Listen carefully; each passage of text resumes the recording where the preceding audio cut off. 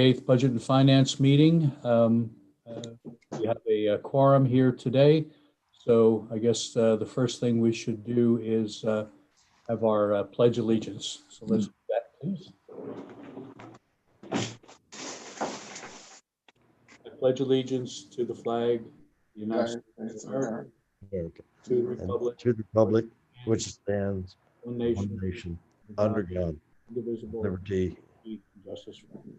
Thank you for all. Okay, let me share my screen. We have a lot of different things to cover and a lot of documents here that I hope to be able to organize properly here for our meeting. Can you folks see that? Oh, wait a minute. I forgot to hit the share button. There we go. Now you should be able to see it. Yes. Okay, so here's our agenda. We've just completed the opening ceremonies and the pledge. We have a roll call. The folks here are a quorum, so I won't go through individual names. Let's go through the agenda for today's meeting. Oh, this is the agenda. Let's go through to approval of the, I need a motion to adopt the agenda as written. Do I have one? So moved. Second? All in favor? Aye. Opposed? Thank you very much. Okay, now we'll move on to the approval of the meeting minutes. Here are the meeting minutes from our December 12th session. But for the most part, it recaps, I think, most of the key points that we've covered. Does anyone have any suggested updates, changes, etc., to the meeting minutes from December 12th? Okay, since I hear no updates and suggestions, can I have a motion to accept the meeting minutes from December 12th meeting? So moved. Second. All in favor? Aye. Aye. Thank you very much. Okay, so moving along quickly here.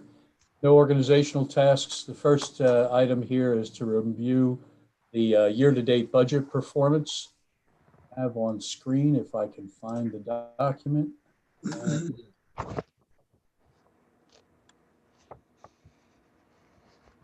Bear with me for 1 second.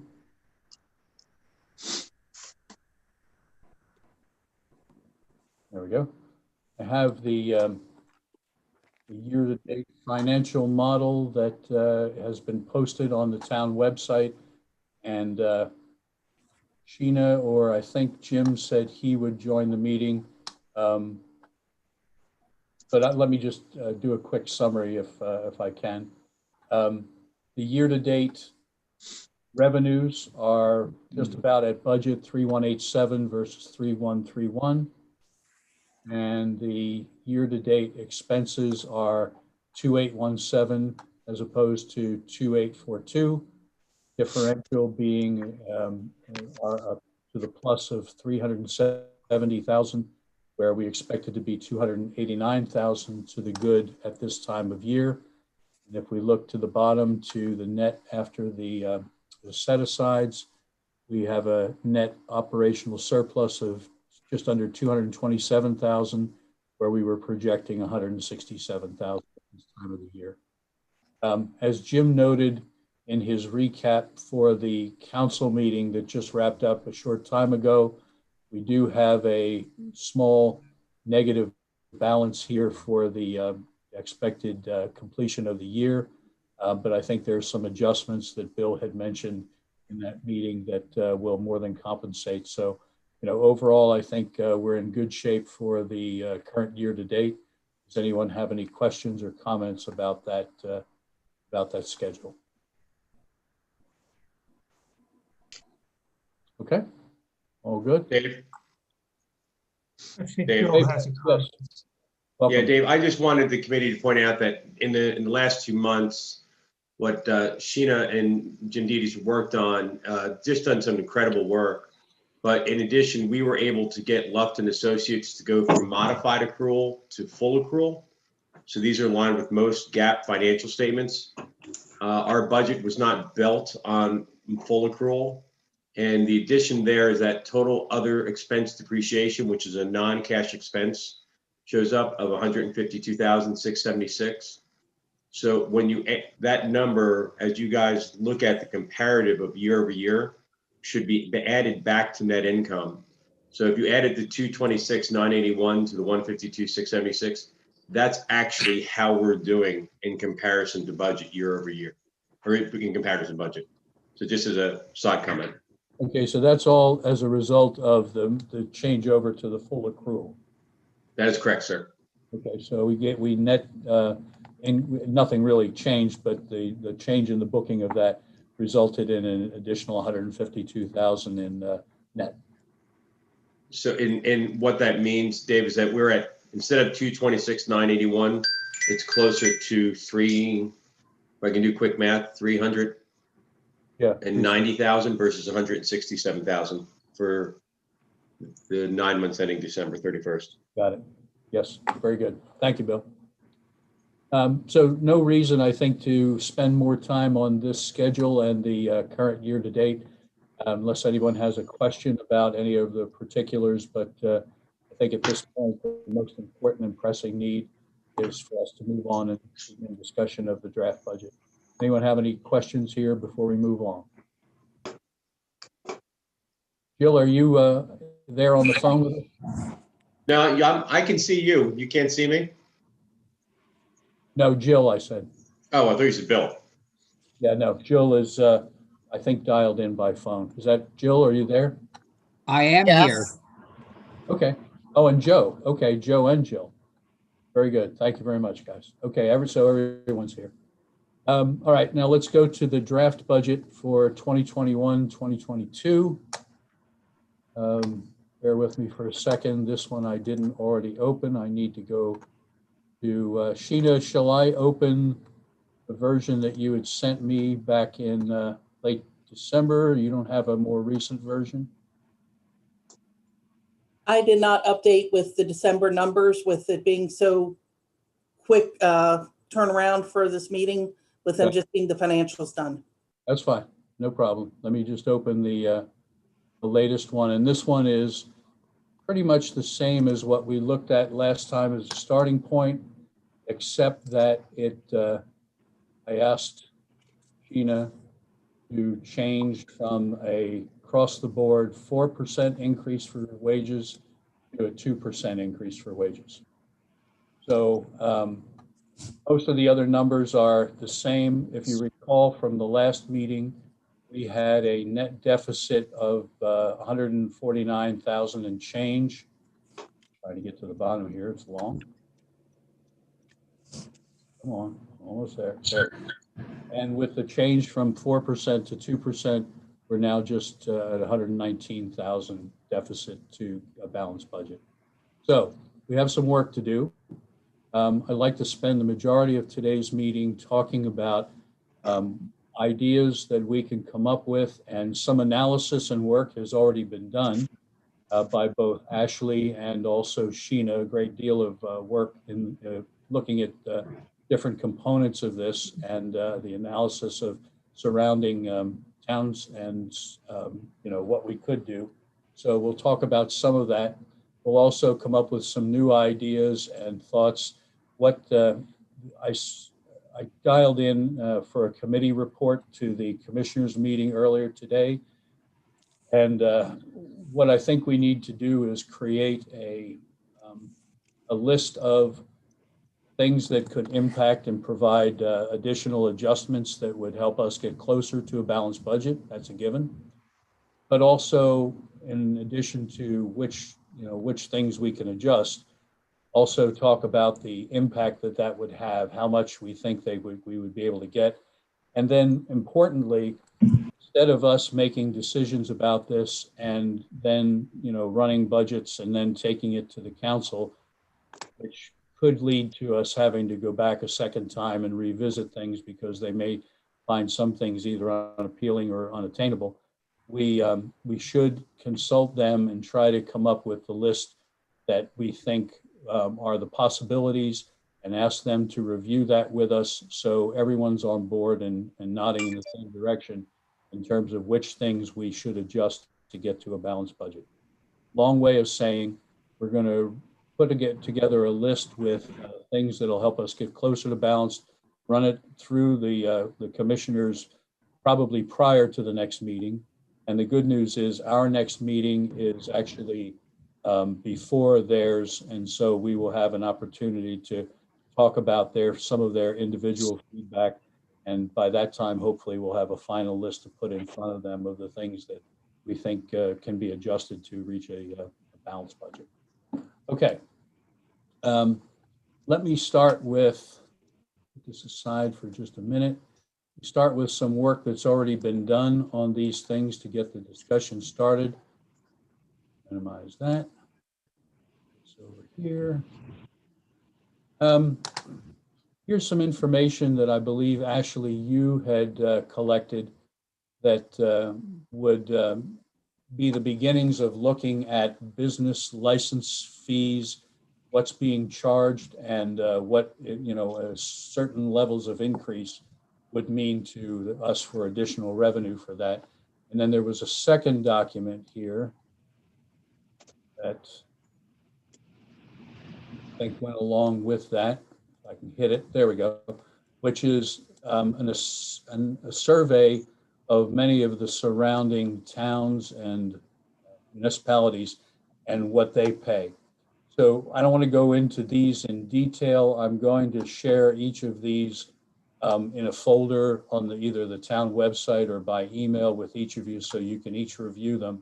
But I think it's important for us to look at these and get a context so that when we come to grips with this.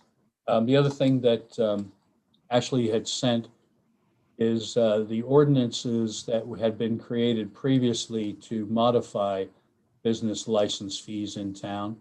And actually was that back in, I think 2011 is the date I remember. Is that correct?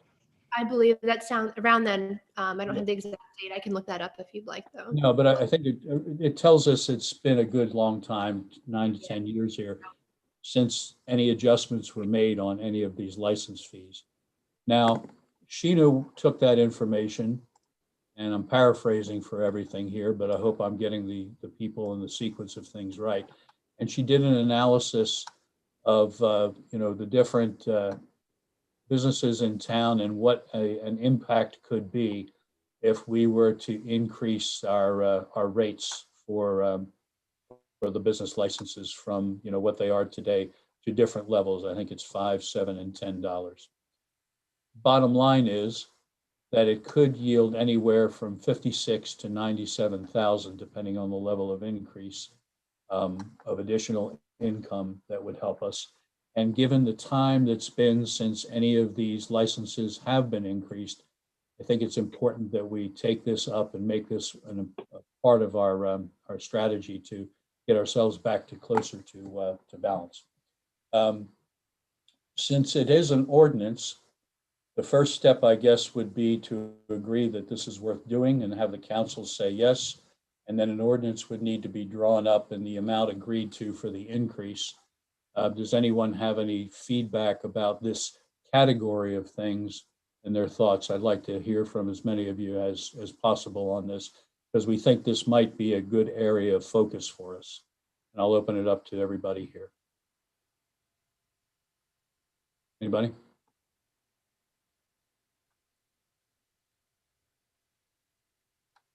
No comments? Well, I've used the rental license for my rental property, and I always thought it was pretty low.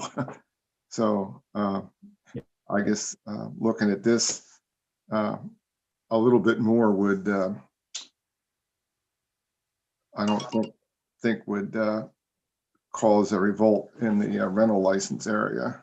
Right, especially since it's been 9 or 10 years since the license numbers have been adjusted, right? Yeah. I mean, most people run in that 3 to 4 bedroom range. They used to. I don't know what they're doing now, but. And so I started for a second. I started a list of things, and so we figure the impact could be as much as 60 to 90,000 for this. So that's one we can put in there. Does anyone have any feeling that they think this is something we shouldn't promote as an opportunity to the commissioners for their discussion. Dave, I would concur with Lynn is that these are relatively small expenses, depending upon the total revenue generated through the 10, 12, 14-week, major part of the season, relatively low percentage expenses for the revenue that the owner brings in. Okay, Joe, is that the end of your comment? It is. Okay. Guess my only further comment would be, on any of these things, do we have some idea of the compliance? Sheena might be the best to weigh in on that, or Ashley, I guess, but I think these are the actuals paid. So it should be, pretty accurate. That's based on what has come in this year, what from April 1st through the end of December, whenever I did this, put it together in December. Right back. There we go. Okay.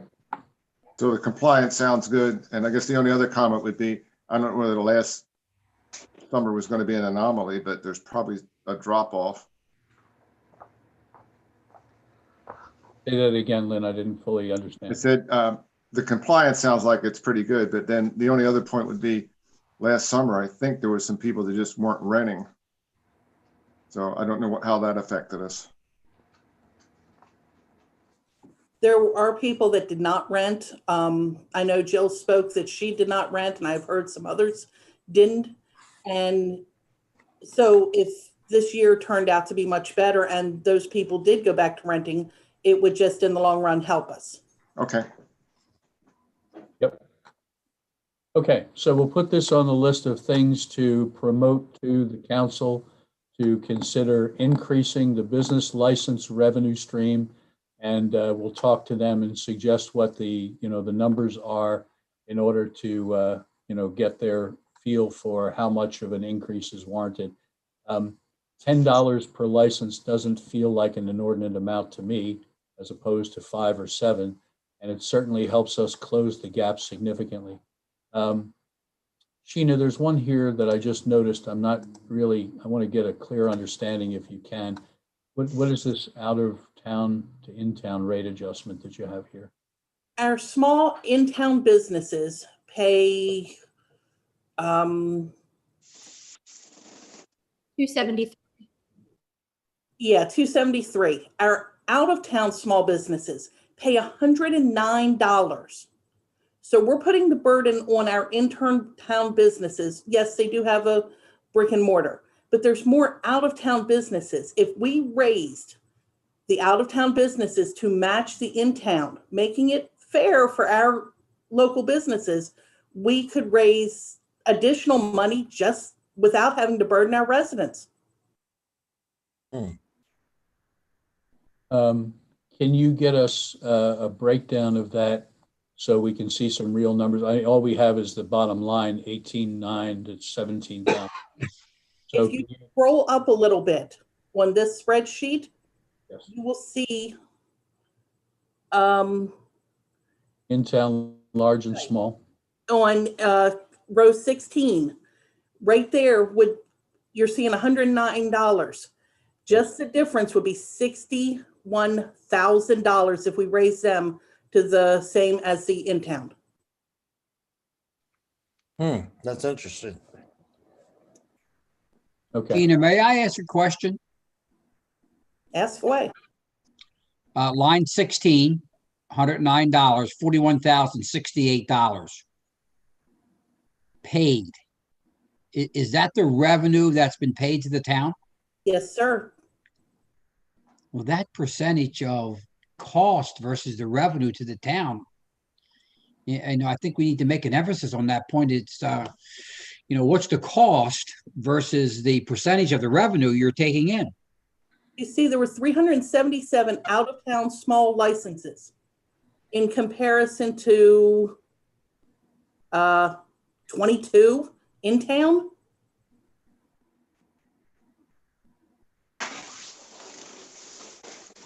Right. Yeah, 22. Yeah. Why don't we do this? Why don't we also include this in our recommendation to the council of things to be looked at, and let them weigh in on how much of an adjustment they think is warranted there. Maybe not, the last thing we want to do is discourage outside businesses, but there is a disparity here, and I think it represents an opportunity for us to capture some revenue. And why don't we leave it at that for the time being? But we'll highlight that as part of this overall effort to look at license fees. Dave, can I make a comment, please? Please.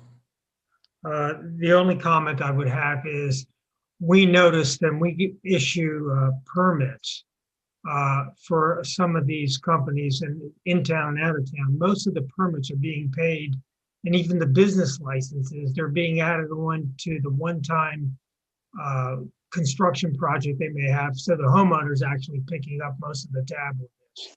I just bring that up as a comment. It may come or may not come about with the commissioners. The permits get added into the cost, but not the license, right?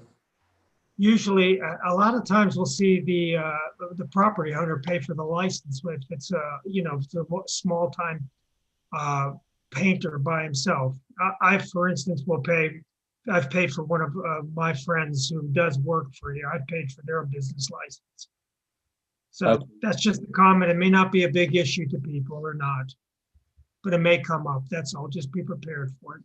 Okay, but and so for someone who doesn't do regular business in town, the homeowner might pick up that cost as part of the improvement. That's the only argument I can think of as to why somebody might object to it. And the other argument was, would we be discouraging people from coming in?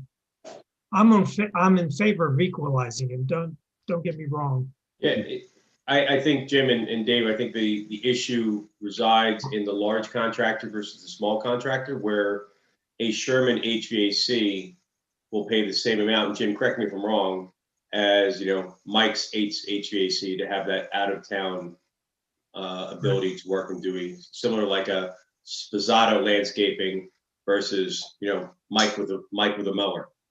That's right. The small license is for businesses 4 and under, where they're not, Spazzato writes the check, the $382 check, and says, thank you very much.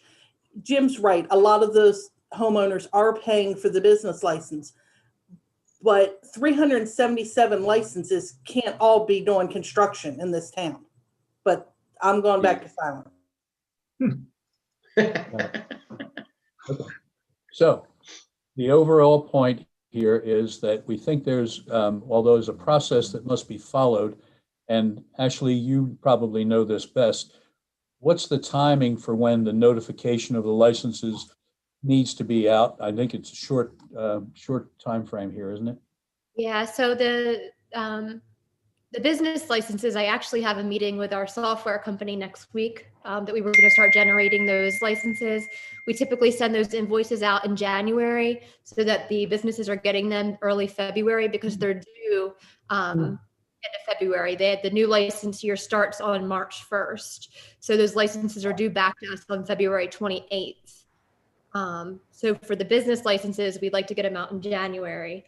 The rental licenses, we have a little bit more time. They're not due until, until March 31st, because the new year begins on April 1st. So we do have a little bit more time with that. We generally get them out in February, but if it was pushed to late February, early March, it would not be as pressing as the business licenses are right now. Well, and the business licenses are what we don't want to miss that opportunity.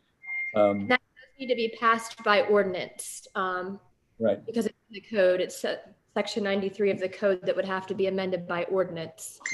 So the earliest we would be able to get an ordinance in front of the council would be the next meeting, which is February, what is it, 12th?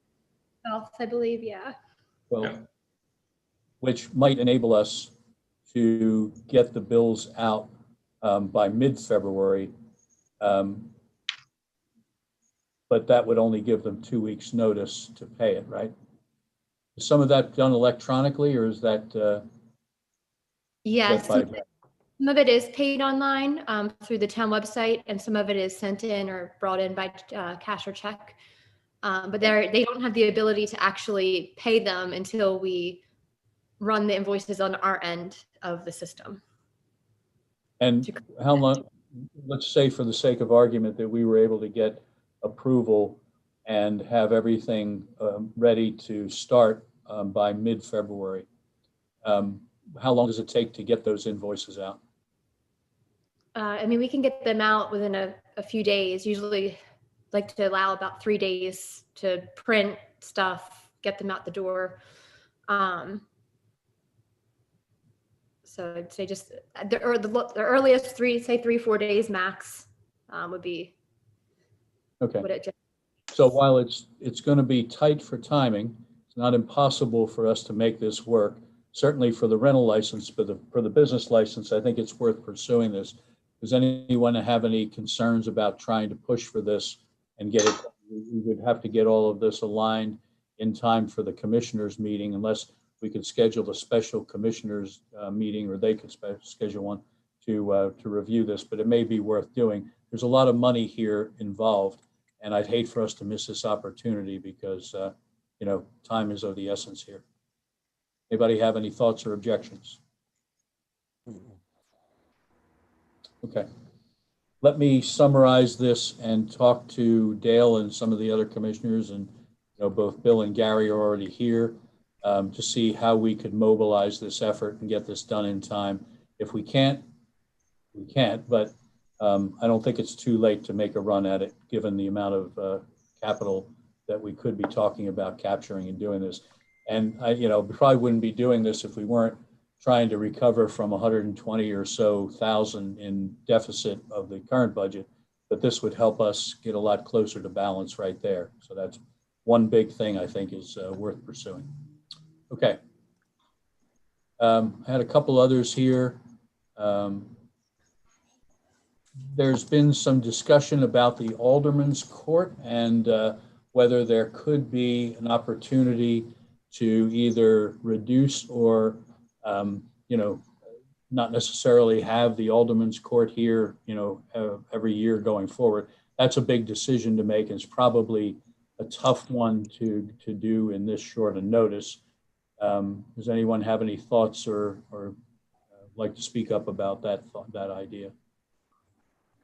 I can just mention that I've had a discussion with the mayor regarding this, and I don't believe there was a lot of sentiment, or at least from that person's part, to do an abolishment of this unless we had a major review of the overall impact this would have on our community.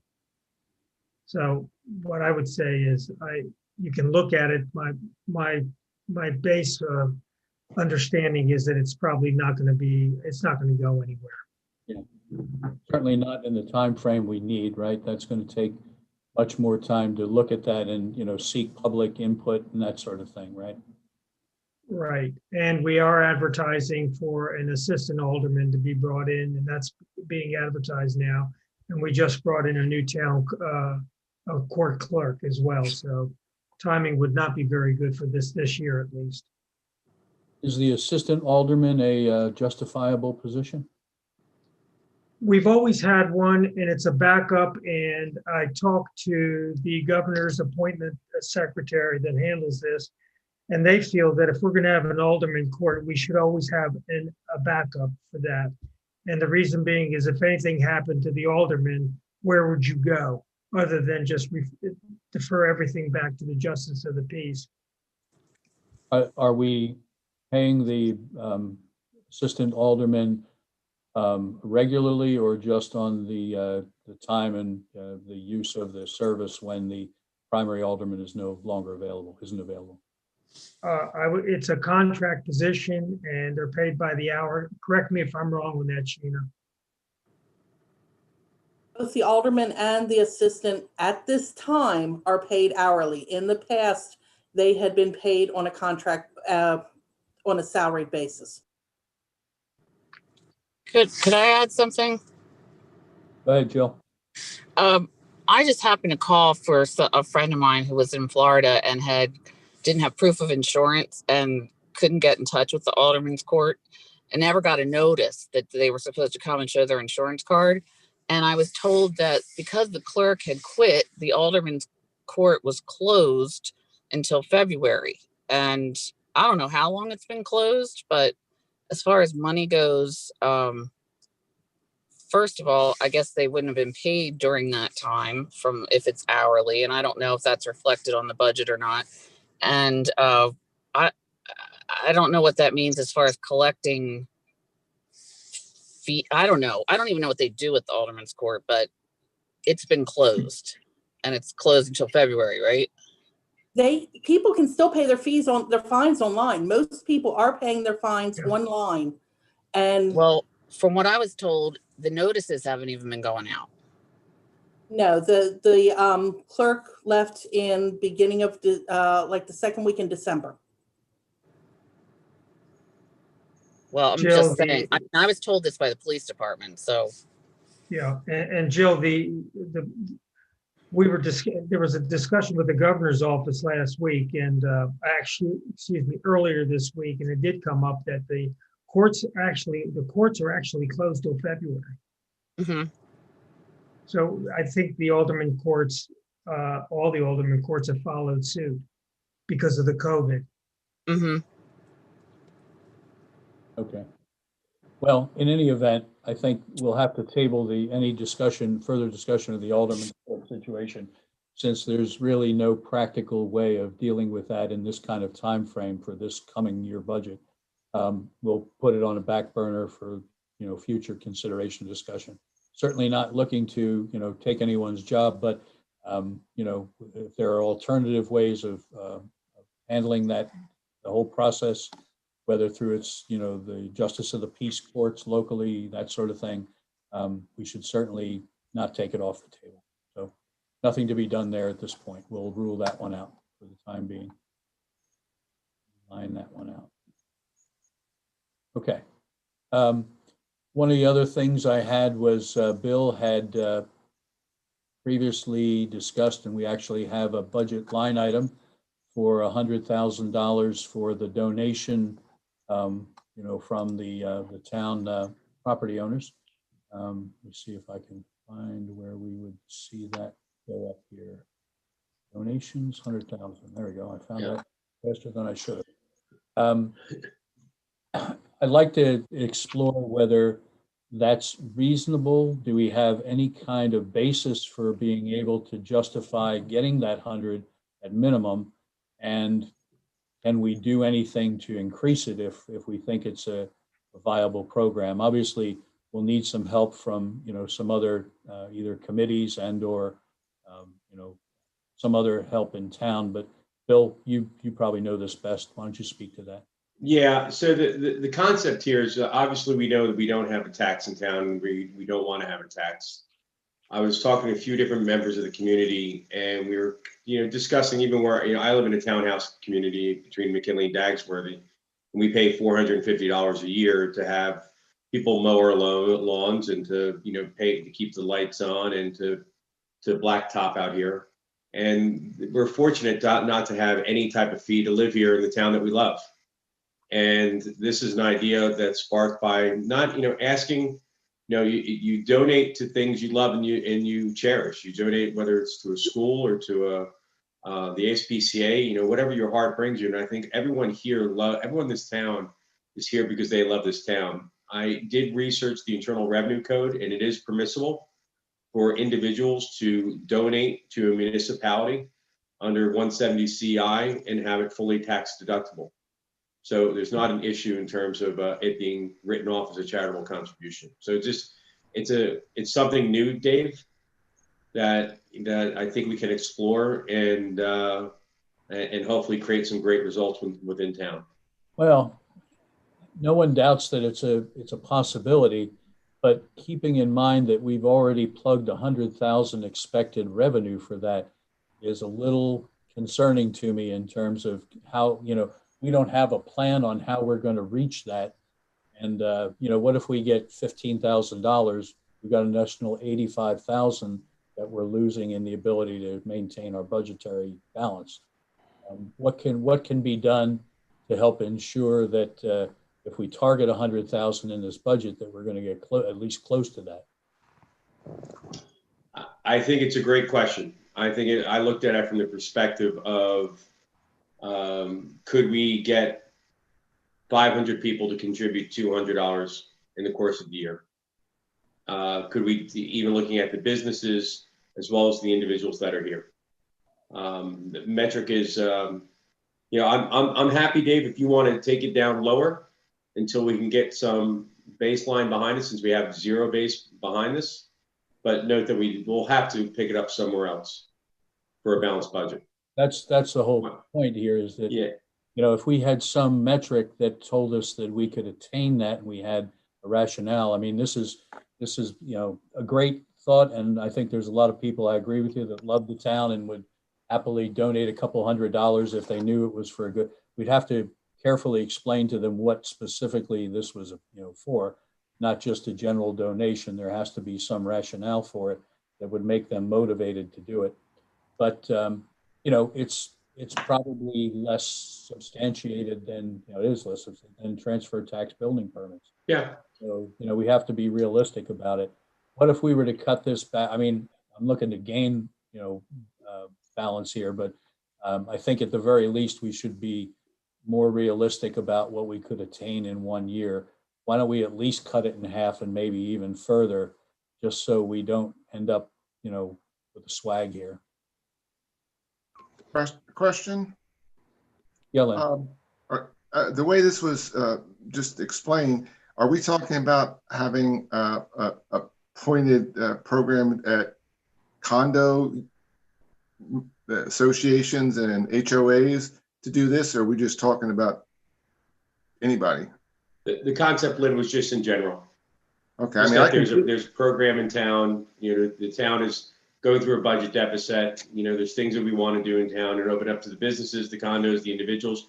Whoever wants to contribute, it's a tax deductible donation. Right. I mean, I could see aiming at the HOAs and the condos, because just basically they get a package of services to a group, and it might be easier than trying to go to individual property owners. At the very least, I think Bill knows somebody on the marketing committee, and to enlist their help to do anything to make this even remotely possible. Gary, you're always a voice of reason on these kinds of things. What are your thoughts on it? It's just never been tried before. And I agree with Bill. The first thing I did after you guys started talking about this, the last meeting, was to go look at the IRS rules and see whether or not it was actually tax deductible. I don't know. I mean, it is certainly true that unless you buy parking passes during the season, you don't really have to pay anything for town services. And so this is an opportunity to do that. I mean, maybe it's worth giving it a shot. I don't know.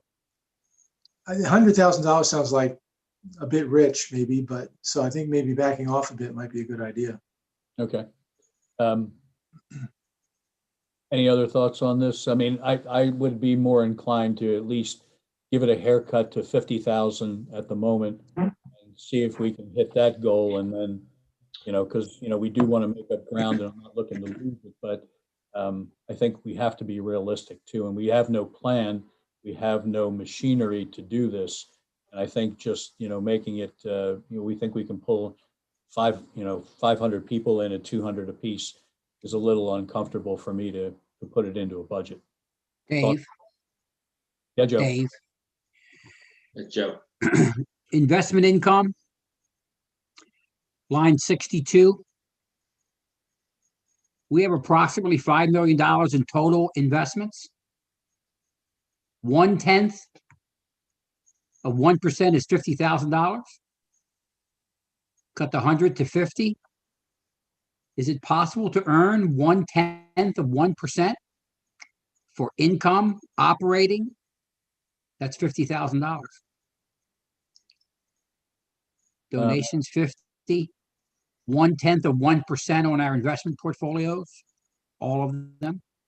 Gina, can you go back and tell us what the numbers have been on? Do we have that in the other document here? What are we year to date so far in our investment income bucket, if you have that available to you? I do not have that. In the almost 4 years I've been here, I've been told to ignore the Brown investment money with everything in my brain. I was told not to even think about it on anything. Okay. Numbers. Yeah, the portfolios just get reinvested, I believe. I mean, the dividends in those portfolios, they just get reinvested in the portfolios. Yeah. I think. Generally, yes.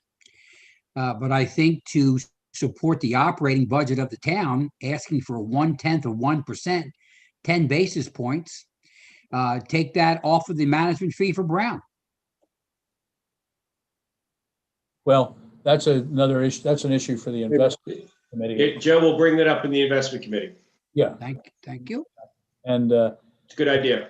I think there's If Brown is getting 100 basis points or 1%, we'll ask for a reduction to 90 basis points and take 10 basis points, $50,000 approximately.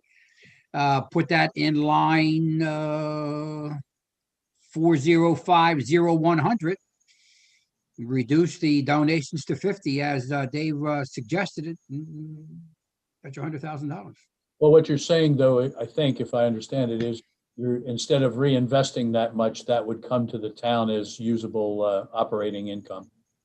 A contribution from the investment portfolios, all of them, or a reduction in the fee that Brown receives. I don't know what it is. I imagine it's 1% or better, to support the operating annual budget of the town. Okay. All right. I like the way that rolls. Let me put that in. Why don't, Joe, do me a favor. Write me a quick note describing the thing as you see the way to look at that. And I'll summarize it in an email. Yep, very good. And that'll help us at least potentially offset taking, more of a conservative approach on the donation side of things. Okay. Bill, should we, in any event, reach out to the marketing committee and start a dialogue there? Can you take that ball? I got it. Okay. As a matter of fact, I think she can hear me right now anyway. Very good. I think I just heard her say she's got it. Got it handled. Okay, good. All right, let's move on. Since nothing's off the table here, I'm back onto my list here. We should review employee head counts. I'm sure there's issues there, although I don't think that, not issues, but I mean, it's something that we should at least consider looking at, especially now that we're going to have things like an increased head count in the Aldermen's Court, but may not be practical to do in the time frame we need. We certainly may, with the advent and the new town manager coming on board, maybe it's something he or she would need to undertake. So I think timing wise, we'll probably cross that off our list here and just say that's just not practical to do at this time. Update. Can we make a note that we get a reply or at least feedback on that from the new town manager? Yes, it'll go into the notes from the draft minutes from the meeting. Okay. Okay, this is one that Zeke was interested in. He brought up, I think, in a previous discussion. This might be something we want to consider doing because he ran some numbers and I think he thought it would bring in, a significant amount of money. I can't remember the amount he talked about, but it would put us probably in the black, and that might help us on other things. This, of course, would require at least, some sort of legislative process or ordinance be written, right, for a town services fee to implement. And it kind of goes to some of the discussions we were having about the donation for those who aren't paying much to the town. Let me open up the floor and give me some feedback on what you think about this notion of a town services fee. In my opinion, it's a property tax. Do we have a list of town services? Sure, we could come up with one. I mean, that's homeowners sometimes chafe at the fact that there are not a lot of town services. Well, they may feel that way, but there are. You've got your police protection, you've got your maintenance, you've got your beach crowd, your building inspectors, a town service, just administrative. So everything's based on a service of some sort. The question is, do they value it enough Well, to the add question- something? Are they self-supporting? I mean, is the building inspector self-supporting? Yes. Okay, so we get fees for improvements and that. You do get that. Our maintenance person is not a self-supporting thing. That we do that. Are the police self-supporting? No, not really. And are the beach and the lifeguards self-supporting? No. Yeah. So there's, Those are your big ticket. Those are your really big ticket Right. expenses. but Do we have some idea of the magnitude of that? I mean, do we add up the numbers and know? well, we can do that easily enough. The issue is it something that could be achieved in time for the new budget cycle? And my sense is, would this be an ordinance, or would we need to do something in Dover if we wanted to enact a fee like this? That's an interesting question. I don't have an answer for that. That's more of a legal question as to whether or not our charter would allow us to do that. Gary, you may know more about it than I do on that. Yeah, I'm really not sure, but to the extent that it smells like a tax, that could be a problem. It does smell like a tax. I mean, I just don't know. Fred's the guy who should weigh in on that one. Did you say Fred? Yeah, I mean, Jim's right. It's a legal question. I could give you my opinion, but that would just be my opinion. Yeah. Fred's really the guy that should have the definitive word on something like that. Gary, what is your opinion? Excuse me? What is your opinion? I mean, I don't know. Again, it begins to smell a bit like a tax, and I'm not sure that we have the power to do that. Did we not successfully unify our refuge pickup and everybody pays a fee for that? that's a fee. That's a private matter. Yeah, that's right. It is. Yeah. That's not we're not getting anything out of that. As a matter of fact, we did it. Some may feel it wasn't a major benefit to it, but we did it as a benefit to the overall community to have one trash service for residential pickup versus 5 or 6 trash companies coming in. And I can only tell you from my personal rate that I pay here in Delaware outside of Dewey Beach is a lot higher for the same service and a better service that the Dewey Beach residents are getting. Oh, I agree. So I agree you 100%. pay, But there are sorry, still Jim, people that have. clarification. You said you're paying more and getting more? Or you're paying less and I'm getting paying more? more and getting less. Okay. Well, there are still For the people that same have. company, and this is the same company. But Well, yeah. It's also money that goes directly to the trash vendor, doesn't go to Dewey Beach. Yeah, we don't get anything out of it. No, I was qualifying just how we define the service. If we define that service, could we define safety as a service? Could we define beach, whatever, as a service? Well, I think we've got, between what I think Jim cited as, police, maintenance, and the beach, that's enough. It's all going to boil down to whether this is too close to a tax for people to, to be uncomfortable with it. You talk about donations to the town for love of the town. We could make the case very easily. There's a lot of services given here, guys.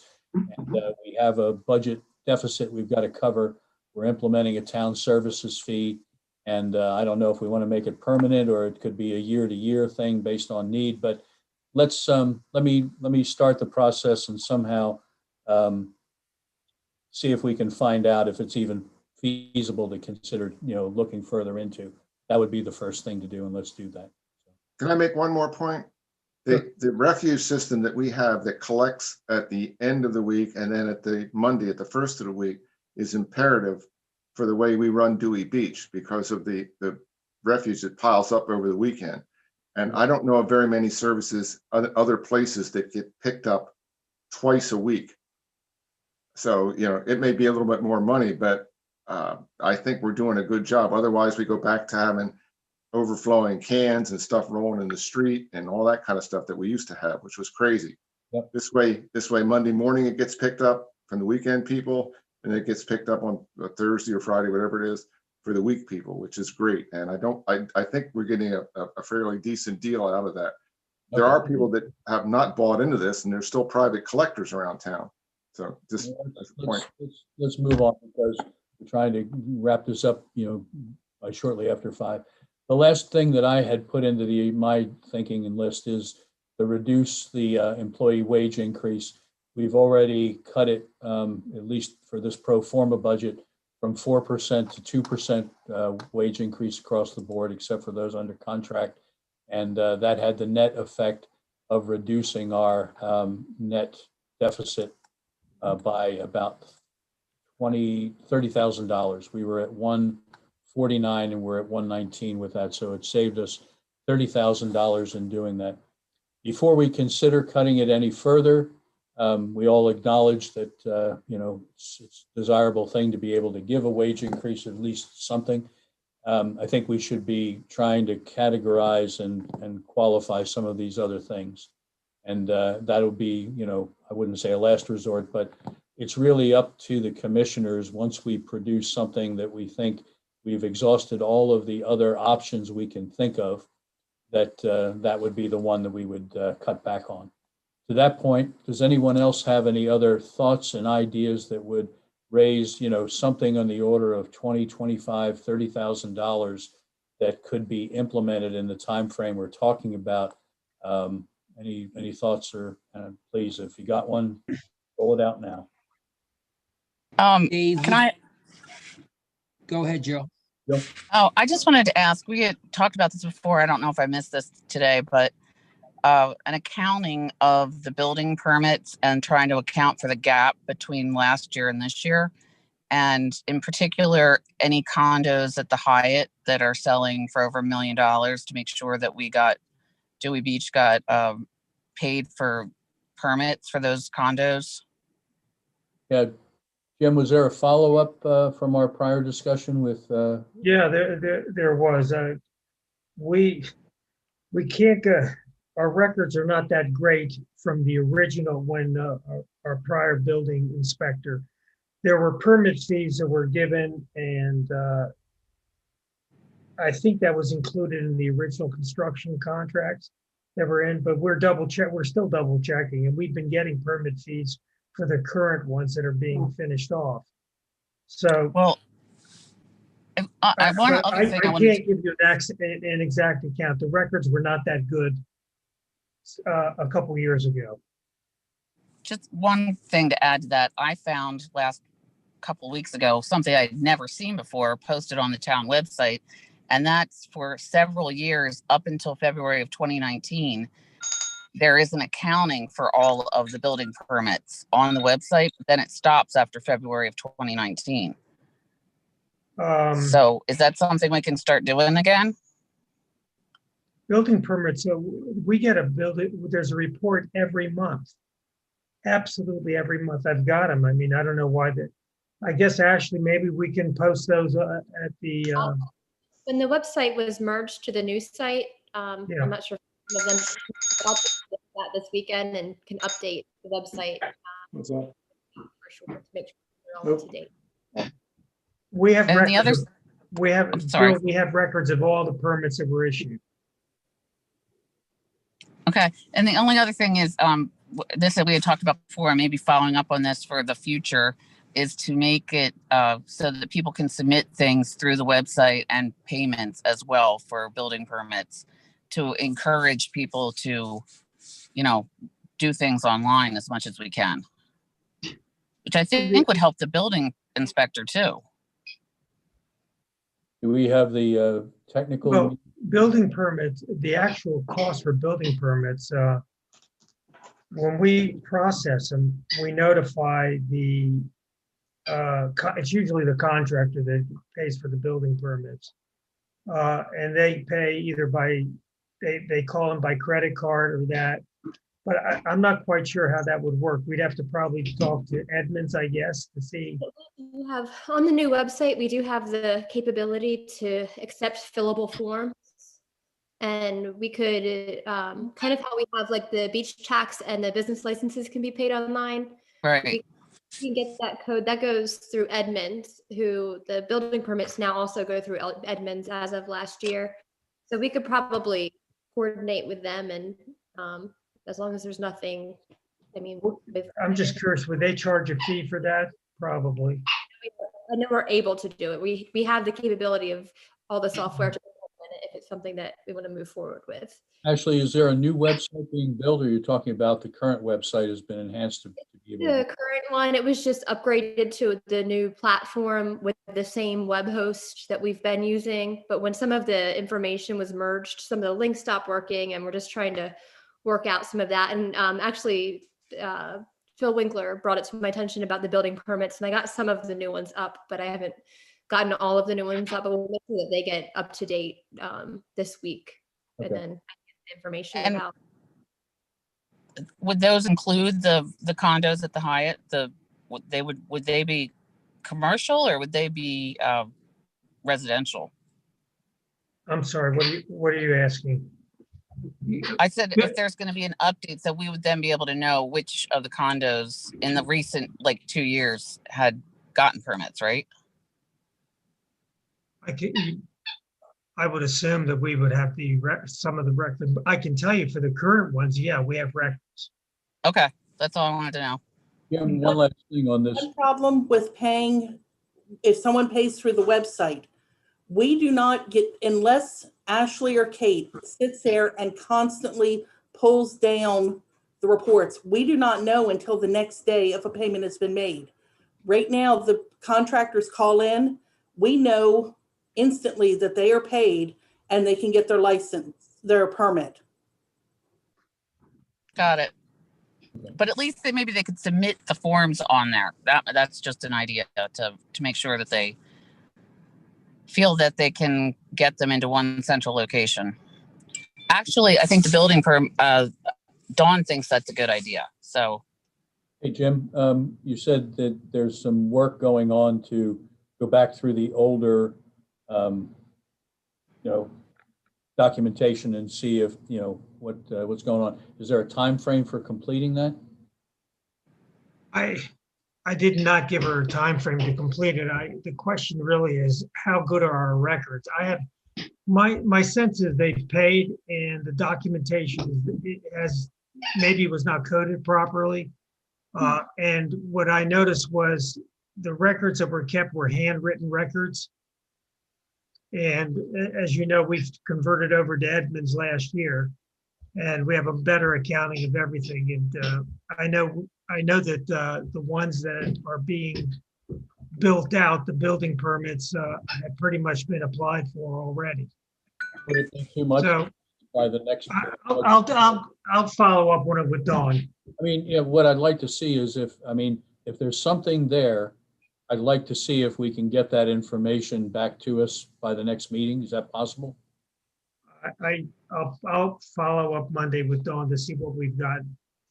Okay. Now, whatever we got, we'll be more than happy to give to you. I just have to dig it out and have Dawn go back to the old records again. Well, it's a research process. We understand that, and it takes some time to do, but at some point we have to, get through it and not, we have to have a time frame. That's what I'm asking.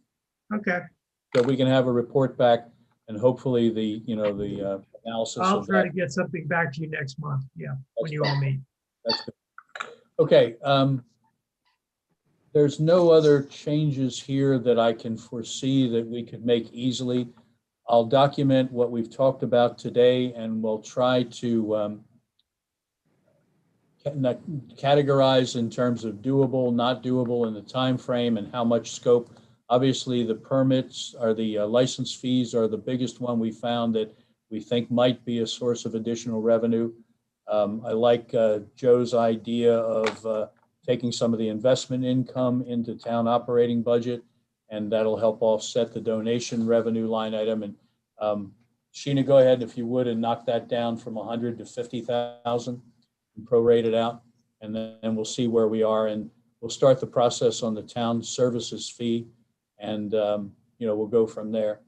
Anybody else have any thoughts or ideas in terms of the current level of the budget? I think we've got one more pass at this thing in our February 5th meeting before we want to get something in front of the commissioners, at least as a straw person, to say, here's what we think can be done to help close the gap. That's my goal at this point. Thoughts? Okay. With no other business to be conducted today, can I have a motion to adjourn the meeting? So moved. Second? Second. Second.